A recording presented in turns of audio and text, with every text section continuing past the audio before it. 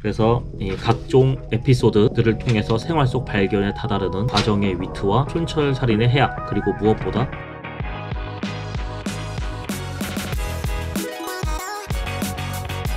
안녕하십니까. 영화감독 오인철입니다. 저는 책을 고를 때 어느 순간부터 번역가의 이름도 함께 고려를 합니다. 번역가는 첫 독자이면서 가장 성실한 독자이기도 하죠.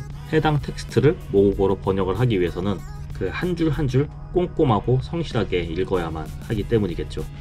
관심이 가고 읽고 싶었던 책이 혹은 궁금했던 책이 한국에 정식으로 출간되는 것만으로도 아주 감사한 일이겠지만, 이왕이면 해당 외국어를 모르는 사실상 까막눈이나 다를 바 없는 저 같은 아주 일반적인 독자에게는 끙끙대면서 원서를 읽는 것보다는 그래도 번역이 잘 된 책에 조금 더 애정이 가고 관심이 가기 마련이겠죠. 번역이 잘 된 책이란 무엇일까 라고 생각을 해본다면 달리 어렵게 생각할 필요 없이 읽기에 편한 책이겠죠. 읽는 데 있어서 아주 가독성이 좋은, 마치 모국어 책을 읽는 듯한 감흥을 불러일으키고 이야기 자체에 빠져들게 하는 번역이 잘 된 번역이 아닐까라는 게 저의 개인적인 생각입니다.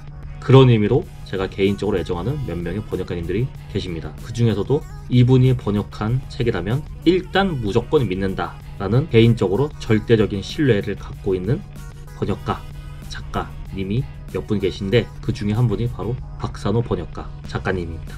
방금 말씀을 드린 대로 탁월한 번역가이면서 단순히 번역가, 옮기니로서가 아니라 본인의 이름으로 이미 책을 출간한 작가님이시기도 합니다. 그래서 제가 이번에 소개해드리고 싶은 책은 바로 이 박산호 작가님의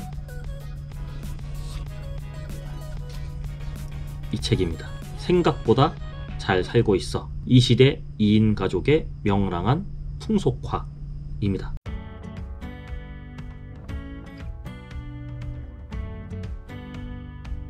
이 2인 가족은 더 이상 우리에게 낯설지 않은 가족의 풍경이기도 합니다. 지난 2020년 11월 인구주택 총조사에서 발표된 대한민국의 가구원 수 비율은 1인 가구가 30.2%, 2인 가구가 27.8%, 3인 가구가 20.7%, 4인 이상 가구의 비율은 21.2%로 집계가 되었습니다. 비단 1인 가구부터 4인 이상 가구 포함해서 아주 다양한 비율을 띠고 있죠. 1인 가구의 비율이 제일 높지만 2인 가구의 비율 또한 그에 못지 않다는 것을 우리는 알 수 있습니다. 그래서 2인 가족의 이야기, 박산호 작가님에 대한 소개를 해드리도록 하겠습니다.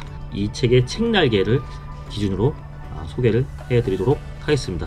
번역가이자 작가, 딸 릴리, 고양이 송이와 함께 알콩달콩 아주 가끔 우당탕탕 살고 있다.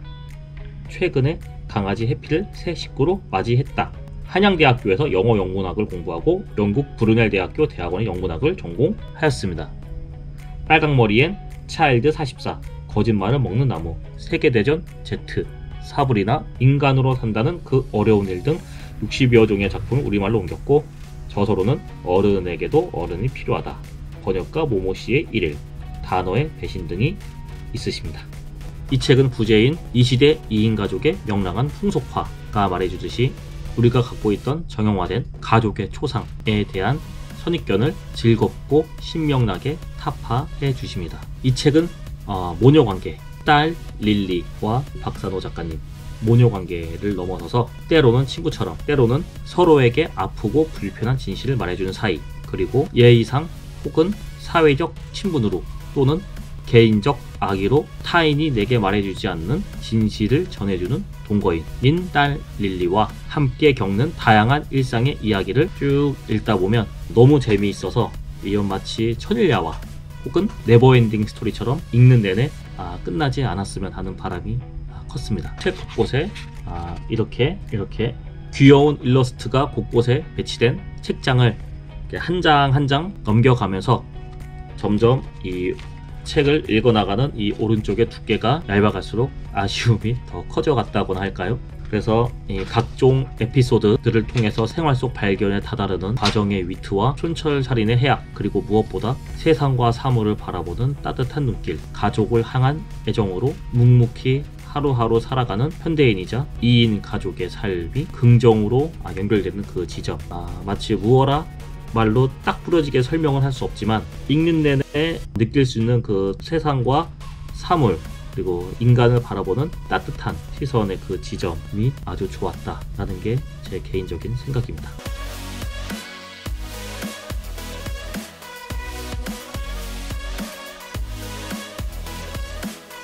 모든 대목이 명랑하고 재미있지만 그 중에서 제가 책 속의 한 대목을 읽어드리도록 하겠습니다. 65페이지부터입니다. 나의 첫 번역 작품이자 지금도 가장 좋아하는 매튜 스커더 탐정 시리즈가 있다. 과거 유능한 경찰이었던 스커더는 사고로 경찰을 그만두고 이혼한 후 뉴욕의 싸구려 호텔에서 지내며 사립탐정으로 일한다. 그는 매일 아침 단골 카페에 가서 커피를 마시고 신문을 읽는다. 사건 일회가 들어오면 지하철이나 택시를 타고 현장에 가서 수사를 하고 과거 동료였던 경찰관들의 도움을 받아 사건 보고서를 몰래 읽고 도서관에 가서 정보를 찾는다. 밤이 되면 호텔방으로 돌아와 술을 한잔하며 책을 읽다가 잔다. 커피와 신문, 지하철과 도서관, 호텔과 술과 책으로 이루어진 그의 아날로그적인 일상을 번역하며 묘하게 위로를 받았다.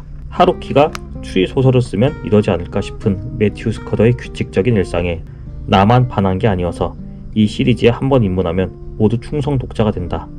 나는 매튜를 보며 매일이 일이 쌓이고 쌓여 정립된 일상은 한치 앞을 알 수 없는 세상에서 나를 지켜주는 견고한 성이 된다는 것을 깨달았다. 그래서 매튜에게 반했던 게 아닐까. 인간에 대한 근본적인 회의를 품게 만드는 잔인무도한 사건들을 수사하면서도 쉽게 절망하지 않았던 매튜처럼 나는 매일 글을 쓰면서 실타래처럼 엉킨 생각을 정리하고 불안을 다스렸다. 그러면서 나를 가두고 있던 생각의 벽을 조금씩 허물었다. 매일 쓰는 글의 마지막 문장은 아무리 슬프고 우울해도 당장 엎어져서 영원히 일어나고 싶지 않아도 다시 일어나겠다는 다짐이었다. 네, 로렌스 블록 작가님의 매튜 스커더 탐정 시리즈 이야기를 해주셨습니다. 저도 매튜 스커더 탐정 캐릭터의 일련의 작품들을 아주 좋아하는데 대부분의 로렌스 블록 작가님의 매튜 스커더 탐정 시리즈를 이 박선호 작가님이 번역을 해주셨습니다. 황금가지 밀리언셀러 클럽으로 출간된 이 로렌스 블록 작가님의 매튜 스커더 시리즈는 저도 강력하게 추천을 드리고 싶습니다. 그리고 기회가 되면은 매튜 스커더 탐정 시리즈를 따로 이렇게 소개해드리는 시간 갖도록 하겠습니다.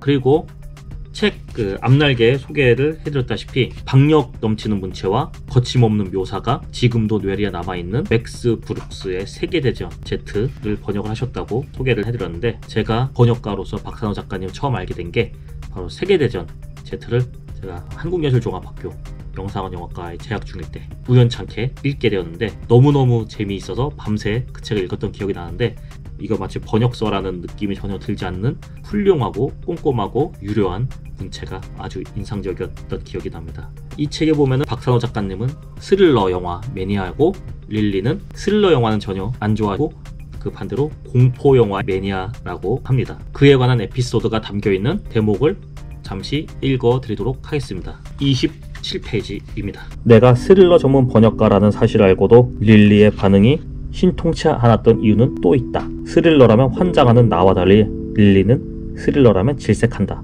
정확히 말하면 잔인한 장면이나 비명을 끔찍해 한다. 그런데 정말 희한하게도 스릴러는 싫어하면서 공포영화는 개봉할 때마다 하나도 놓치지 않고 본다. 대체 왜 그런지 이유를 물어봤지만 쿨하다 못해 무뚝뚝한 딸은 재밌잖아 라며 간결하게 대답했다. 그렇지, 취향을 설명하라는 것 자체가 촌스럽긴 하지. 그래도 내게 스릴러를 좋아하는 이유를 물어보면 10개 정도는 너끈히 말해줄 수 있는데 쌩 하고 가버리다니. 그렇다고 물어봐달며 붙잡기도 민망하다. 어렸을 때 그렇게 놀아달라고 애고를 해도 엄마는 일을 하니 혼자 놀라고 했던 복수를 이제 와서 하냐. 있을 때 잘하란 말은 연인에게만 하는 게 아니었다. 우리는 정녕 서로에게 쿨하디 쿨한 관계였구나. 앞으로도 쭉 이렇게 살 것 같은 예감에 조금 섭섭했다. 그렇다고 관심을 가져달라고 애걸하기도 치사하고 쿨한 인간처럼 굴기가 이래저래 쉽지 않다. 더 말하면 서러워 눈물이 나올 것 같고. 그러면은 릴리님은 제가 연출한 작품들도 보셨나요? 혹여 안 보셨다면은 시간 되실 때 감상해 주시면은 감사하겠습니다. 이외에도 릴리의 입시 관련 에피소드, 고양이 송이의 에피소드, 다이어트 에피소드, 글쓰기 에피소드, 미니멀리즘에 관련된 에피소드 등 두고두고 읽어도 재미있는 이야기들이 고루 담겨 있는데요. 나머지 이야기들은 이 책을 구입하여 읽는 분들만을 위한 특별하고 고유한 권리도 남겨두도록 하겠습니다. 추가로 한 가지 더 생각보다 잘 살고 있어에 대한 소식을 말씀드리자면 이 에세이가 리디북스에서 웹툰으로 만들어진다고 합니다. 박산호 작가님의 SNS를 통해서 이 소식을 알게 되었습니다. 박산호 작가님과 릴리의 이야기가 웹툰으로 만들어진다니 저도 기대가 아주 큽니다. 지금까지 박산호 작가님의 생각보다 잘 살고 있어, 이 시대 2인 가족의 명랑한 풍속화에 대해서 이야기를 나눠봤습니다. 다시 한번 정말 재미있는 책이라고 거듭 추천드리고 싶은 책입니다. 지금까지 영화감독 오인채였습니다. 저는 다음 시간에도 뵙겠습니다. 감사합니다.